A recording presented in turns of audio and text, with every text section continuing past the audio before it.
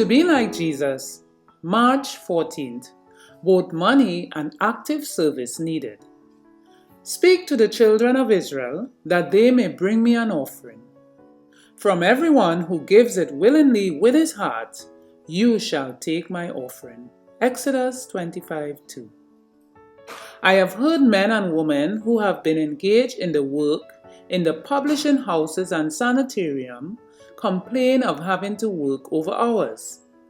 If they cannot stop work after 8 hours, labor, they become dissatisfied. But these very ones, when they enter business for their own private benefit, will work on fully 10 hours as they do in America and often extend their labor to 12 hours. They make no complaint because it is in their own personal interest. It makes every difference whether the time is to be employed to their own special advantage or for the service of God or for their neighbor. Willing service in saving the means that is so limited is more satisfactory than hoarding means.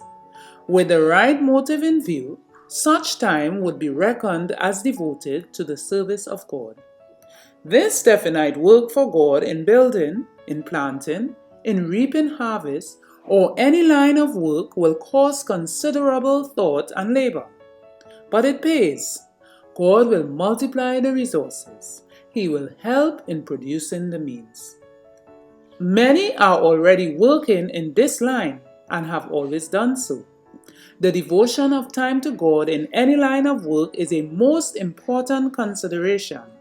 Some can use the pen to write a letter to some far-off friend. By consecrated personal labor, we may in many ways do personal service for God.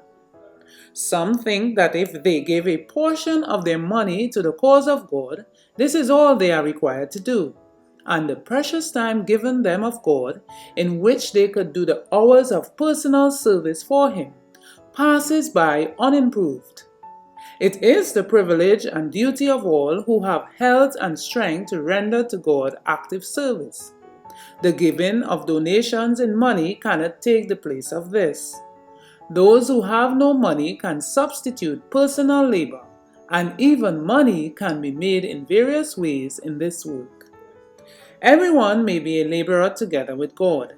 The hours which have been usually spent in recreation that has not rested or refreshed either body or soul may be spent in seeking to help some poor soul who is in need of help, in visiting the poor, the sick, and the suffering. Our time is God's, and as Christians we must use it to the glory of God. Manuscript releases 679 and 80 from To Be Like Jesus, page 82.